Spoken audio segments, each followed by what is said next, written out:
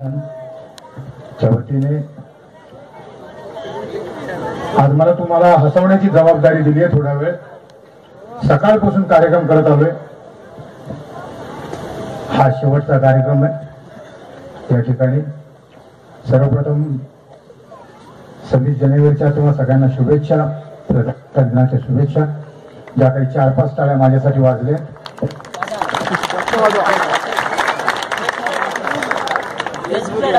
फार लवकर कळतं तुम्हाला.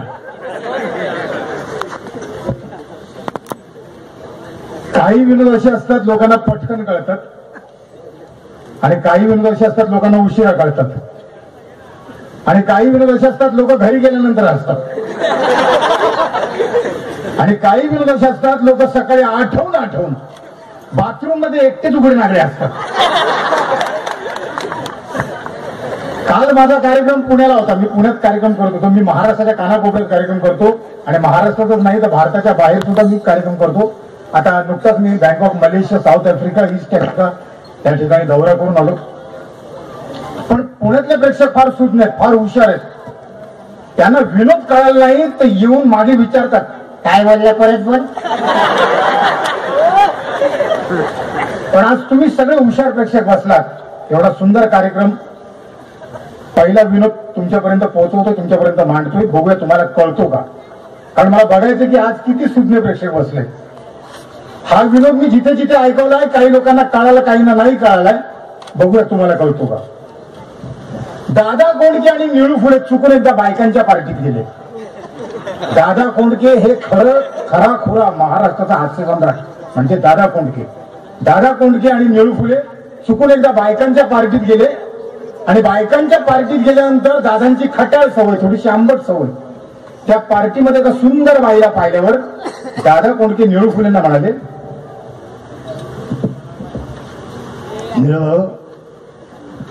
त्या बाईच्या कानामध्ये जे झुमके आहेत ना झुमके, त्या मायला ते कोणी दिले माहित आहे. मी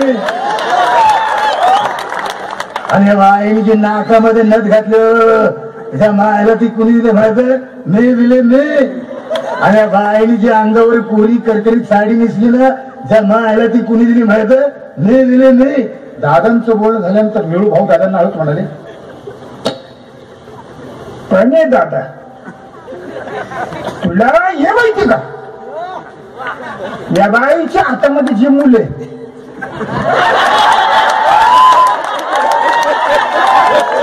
काय हुशार प्रेक्षक आहेत. चला तुम्हाला विनोदाची व्याख्या कळते. पुरुषांपेक्षा लवकर बायकांना कळतं. एन्जॉय करता तुम्ही. परमेश्वराने या धरणीवर माणूस सोडला. प्रत्येक माणसाच्या अंगामध्ये सवय दिले. कोणाला चांगल्या सवय, कोणाला खूप चांगल्या, कोणाला अति चांगल्या. मी 30-32 वर्षापासून लोकांना हसवतोय.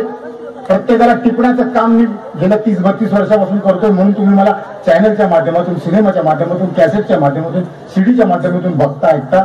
तुम्ही ते बघत नाही कारण मी लोकांच्या सवयी टिपत असतो. बऱ्याच लोकांच्या सवयींमधून विनोद घडतात.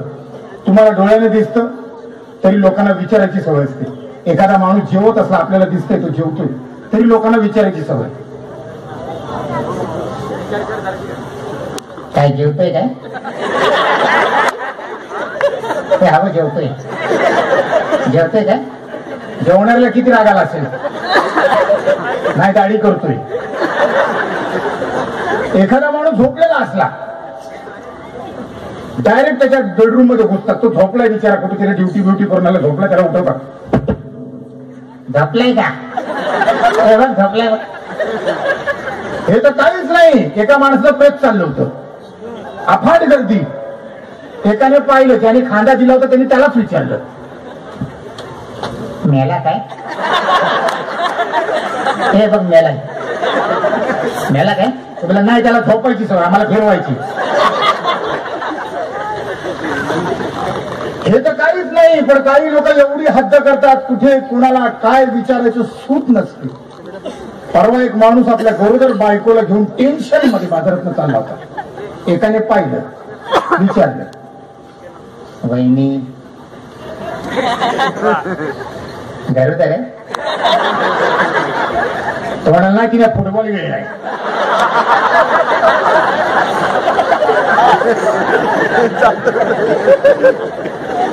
लोक कधी काय विचारतील नेम नाही.